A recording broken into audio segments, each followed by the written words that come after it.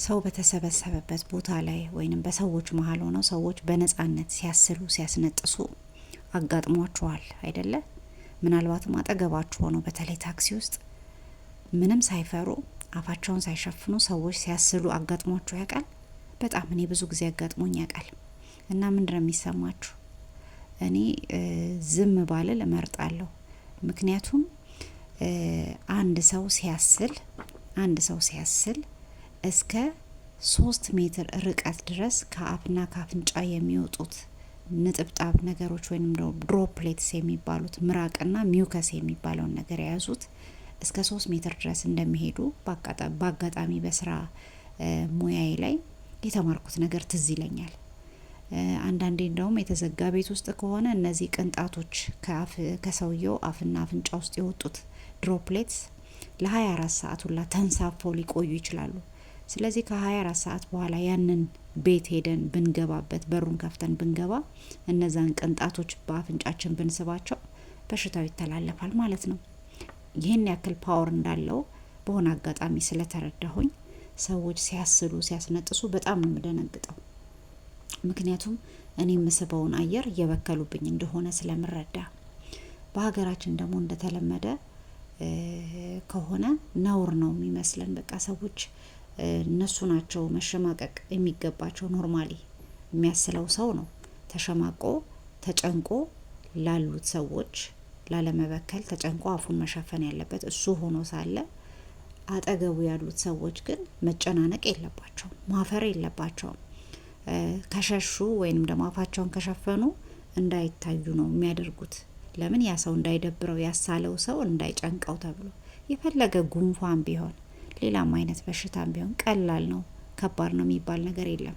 ሳል ከሆነ በትንፋሽ የሚተላለፍ እስከሆነ ድረስ ማስነጠስም ሆነ ሳል በትንፋሽ እስከተላለፈ ድረስ የግዴታ ያ ሰው ራሱን መሸፈን አለበት። የሚያስነጥሰውን አየር የሚረጨውን አየር መሸፈን አለበት። ከቻለ ማስክ መልበስ አለበት። ካልቻለ ደግሞ በሶፍት ነገር መሸፈን አለበት። ሶፍት ከሌለው ደግሞ ክንዱን እጥፍ አድርጎ አፉን በሚያስነጥስበት ሰዓት መሸፈን አለበት። ስለዚህ አየር ላይ ሊበተን የነበረው ድሮፕሌት በልብሱ ላይ እንዲያርፍ ያደርጋል ማለት ነው። ወይንም ደግሞ ረጅም ርቀት ሊጓዝ የነበረው ድሮፕሌት ነጠብጣቦቹ እዛው እንዲቀሩ ያደርጋል ማለት ነው። እና ብዙ ጊዜ ሰዎች በታክሲ ውስጥ ሆነን ሲያስሉ ካየን በትህትና ማስክ እንዲጠቀሙ፣ ሶፍት ካለን አውጥተን ሶፍት በመስጠት ያንን አፋቸውን ወይም አፍንጫቸውን በሚያስነጥሱ ወይም በሚያስሉ ሰዓት እንዲሸፍኑት መርዳትና በተዘዋዋሪ መንገድ ጠቆም ማድረግ እንችላለን ማለት ነው። ምክንያቱም እዛ ታክሲ ውስጥ አቅም ያለው ኦኬ ምናልባት ሊቋቋመው ይችላል።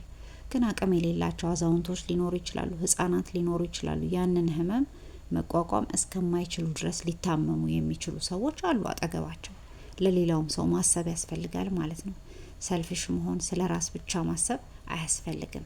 አንዳንዴ ደግሞ ከእውቀትም ነፃ የመሆን ችግር ለምን ታመሙ ሳይሆን ሁላችንም ልንታመም እንችላለን። በሆነ አጋጣሚ ልንታመም ህመም ሊይዘን ይችላል። ለምን ያዘን ሳይሆን ልክ ህመሙ ሲይዘን ግን ለሌሎች ሰዎች አሳቢ መሆን አለብን አይደል እንዴ? እኛ የታመምነውን ስቃይና ህመም ሌሎቹ እንዲሰቃዩ ማሰብ የለብንም። ለሌሎች ማሰብ የስልጣኔ አንዱ ምልክት ነው ብዬ ነው ማስበው። ወይንም ደግሞ የርህራሄ የጥሩ ስብዕና አንዱ መገለጫ ነው ብዬ ነው ማስበው። ስለዚህ አንዳንድ ሰዎች ጉንፋናቸውን ልክ እንደ የሚያኩራራ ነገር ሜዳ ለሜዳ ነፍጣቸውን እየተናፈጡ ሳላቸውን እንደፈለጉ በየህዝቡ ላይ እያሳሉ እየተነፋረቁ በቃ ምንም ቴኬር ሳያደርጉ የሚኖሩ የሚንቀሳቀሱ ሰዎች አሉ። ይሄ በድፍረት መናገር እችላለሁ ወይ ከግንዛቤ እጥረት ነው ወይንም ከቸልተኝነት የመጣ ችግር ነው ብዬ ነው ማስበው። ስለዚህ ከዚህ በኋላ ይህን ቪዲዮ የሰማ ሰው ቢኖር መቼስ የሚያስል ሰው ሲያይ ዝም የሚል አይመስለኝም። ምክንያቱም ሳል ማለት ይሄን ያክል ፓወር አለው። እስከ 3 ሜትር የሚደርሱ ድሮፕሌቶችን መበተን ይችላል። ሳል ብቻ አይደለም፣ በነገራችን ላይ ሰዎች ጮክ ብለው ሲያወሩ ሲዘፍኑም ጭምር ከአፋቸው እና ከአፍንጫቸው ድሮፕሌቶች ይወጣሉ። ስለዚህ ያ ሰው በበሽታ የተበከለ ከሆነ እነዛ ድሮፕሌቶች ያንን ፓቶጀንስ በሽታ የሚያመጡትን ማይክሮ ኦርጋኒዝሞች ቫይረስ ሊሆን ይችላል፣ ባክቴሪያ ሊሆን ይችላል፣ ይዘው እየተጓዙ ነው ማለት ነው። ስለዚህ ያንን አየር የሚጠቀም ሰው በሙሉ የዛን ሰው ከዛ ሰው ሳምባ ውስጥ የአየር ቱቦ ውስጥ የወጡትን ድሮፕሌትስ ይስባቸዋል። ስለዚህ በሽታው ገባ ማለት ነው እዛ ሰው ጋር እና በሽታ ሲይዘን እንደዚህ አይነት ተላላፊ የሆኑ ነገሮች በተለይ ሳል ነክ ነገር ሲይዘን ምንድነው ማድረግ ያለብን? ደበቅ ብለን ህመማችንን ማስታመም፣ ለሌሎች አሳቢነት ማሳየት ያስፈልገናል።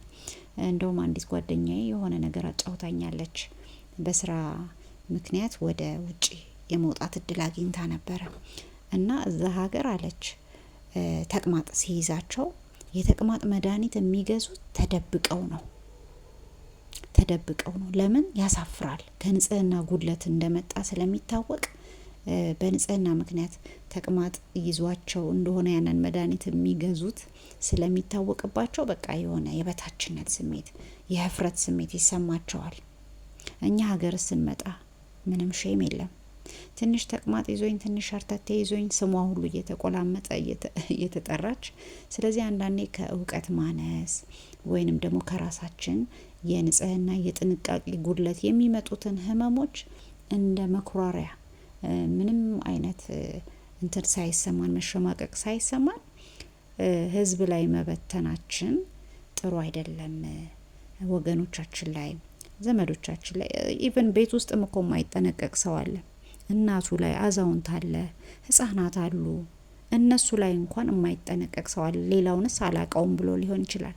የሚወዳቸውን ሰዎች ራሱ የማይጠነቀቅላቸው ሰው አለ። ስለዚህ እንጠንቀቅ። ሳል እና ማስነጠስ እስከ 3 ሜትር ርቀት የሚደርስ ድሮፕሌቶችን ከአፋችን እንድንበትን እንድናሰራጭ ያደርገናል። ጉንፋንም ቢሆን መጠንቀቅ አለብን እያልኩኝ ነው መልእክቴን የማስተላልፈው። እርግጠኛ ነኝ የሚጠቅም ሀሳብ አግኝታችኋል። ለዛሬ ይሄንን እላለሁኝ። በሌላ ጊዜ ደግሞ ጤና ነክ የሆኑ እጅግ በጣም ጠቃሚ የሆኑ ሁላችንንም ሊነኩ የሚችሉ ሀሳቦችን ይዤ እንደመመጣ ቃል እገባላችኋለሁ። አብረን እንቆያለን። ባይ ባይ። መልካም ጊዜ። ሀሳባችሁን በኮሜንት ላይ አስቀምጡልን። አስተያየት እቀበላለሁኝ፣ እመልሳለሁ፣ እንመልሳለን። አብረን እንቆያለን። እወዳችኋለሁ። ባይ ባይ።